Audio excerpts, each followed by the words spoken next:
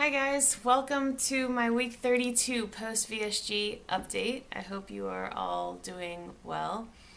I for one I'm pretty exhausted to be totally honest. I'm tired. I'm ready for the weekend. I'm glad it's Thursday. I will jump into my stats. I had vertical sleeve gastrectomy on October 20th, 2016 in Morristown, New Jersey at Morristown Medical Center. My high weight, starting weight day of surgery was 265. I'm 5'8". I'm 30 years old. Last week I came to you at 186.4. This week I come to you at 183.4. So that is a 3-pound loss for the week and 81.6 pounds lost since surgery. So yeah, I'm really happy about that. It was a lot of hard work this week, you guys. This 3 pounds was not easy. But I'm really happy because if you recall, I had gains over the last 2 weeks and I was determined to not let that happen again. So this 3-pound loss covers the 1.4 that I gained over the last 2 weeks and gives me an additional 1.6 pounds loss. So I'm really happy about that. As far as everything else, though, I'm tired. I'm so tired. I started my period right after we talked last week, so it's been about a week at this point, and doesn't show any signs of slowing down. I'm sorry, that's TMI, but it's intense, and I'm exhausted. Also, things have been pretty stressful at work for reasons beyond my control, but I'm trying to stay zen and it's kind of like finding a balance between like I obviously care about my job and I care about the work I do, but I'm trying to not like become one with the chaos, if that makes any sense. So I'm trying to stay cool and continue working out while I'm at work because that really helps me. A few things that went really well this week. Last Friday, I think, it was kind of a slow day at work, and one of my coworkers wanted to go buy new running shoes, and she's kind of a runner, I guess. And so we went to this like special running store, which is this like mythical place that I had only ever heard of, but I've never actually been to a running store before because they kind of scare me.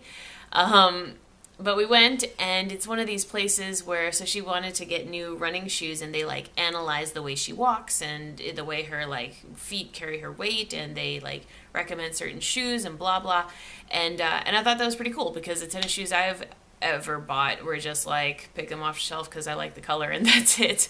So that was really interesting. I don't think I would have ever gone to a running store on my own. And you know what else is pretty cool is that I didn't feel like I stood out as a non-runner. I don't think I was like, oh, why is this chubby girl here? I think it was like, oh yeah, there's just two like fit girls here to get some running equipment, That's what was happening in my head. I was hoping the salespeople weren't judging me too hard, and I don't think they did. So that was pretty cool. It was cool to go to one of those places and not be super intimidated. To kind of see, I still feel like I'm a spy.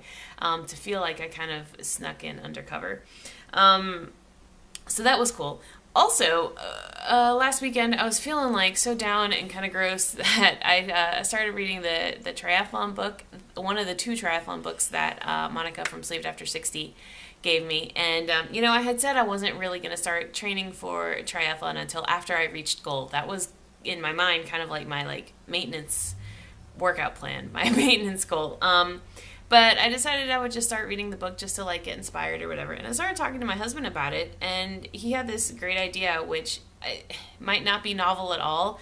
I'm just totally unfamiliar with how people train for triathlons. But he was like, why don't you do like half of one or like a quarter of one?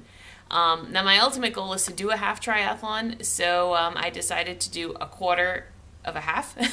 So like an 8th triathlon, which I later learned is called a sprint tri. But I went to the gym, and he came with me, which was a lot of fun. And I swam 20 laps, and I biked 14 miles, and then I did a 3.2 mile run.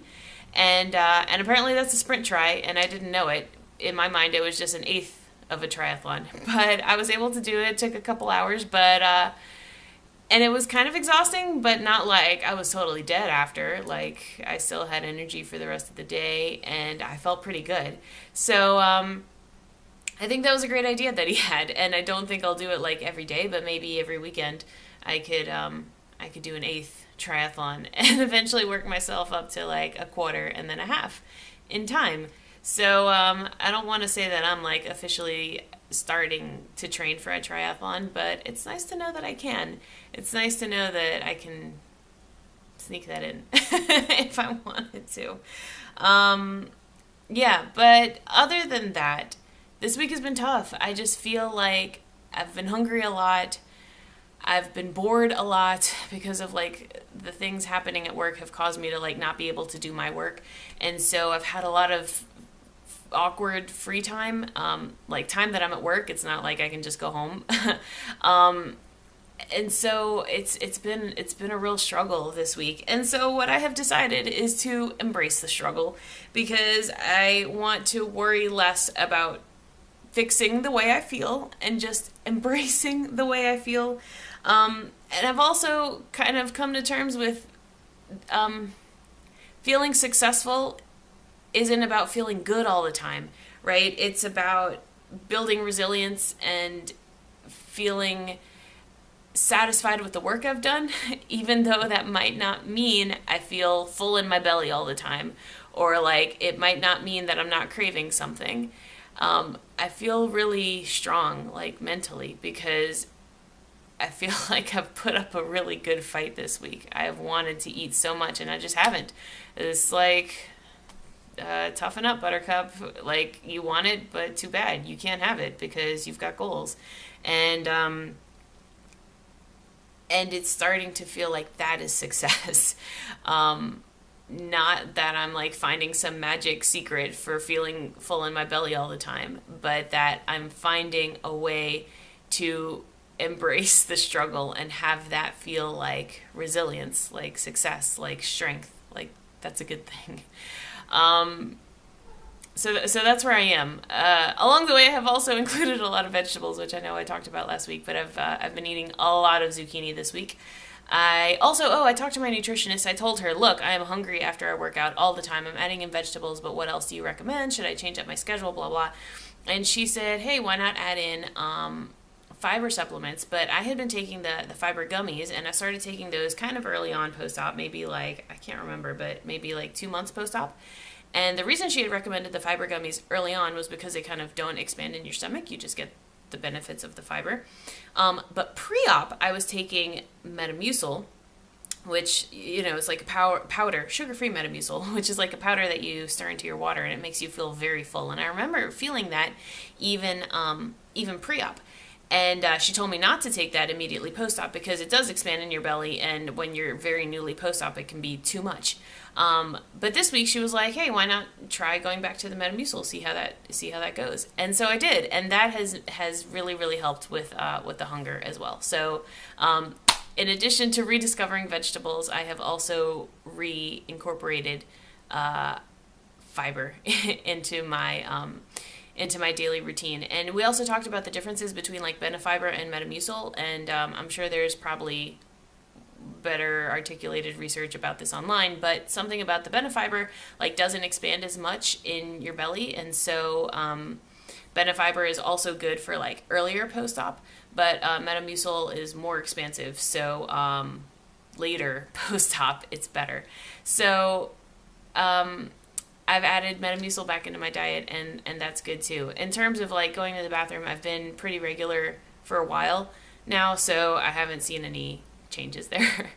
But yeah, I feel really good and healthy and strong, and I've been going to the gym every day, and so I feel healthy not only physically but mentally too, because I feel like this week was a real challenge and I was able to like power through, and so I hope to continue powering through. I do also want to mention, last thing before I go, Esther over at Esther's VSG Trek has proposed a hashtag for June, and it is the June Fitness Fling, and it's like, have a fling, love affair, fall back in love with exercising, which I absolutely love. I feel like I have had a love affair with exercising all my life, but I love that I'm able to rediscover that more and more post-op. So I will certainly be participating in that challenge throughout the month of June, and I encourage you all to do so as well. And I will link to her video explaining it better in my description box. Okay, well, that's all for me this week. Thanks so much for watching. I hope you all have a wonderful weekend. I plan to get a lot of rest, and I will talk with you soon. Okay, bye.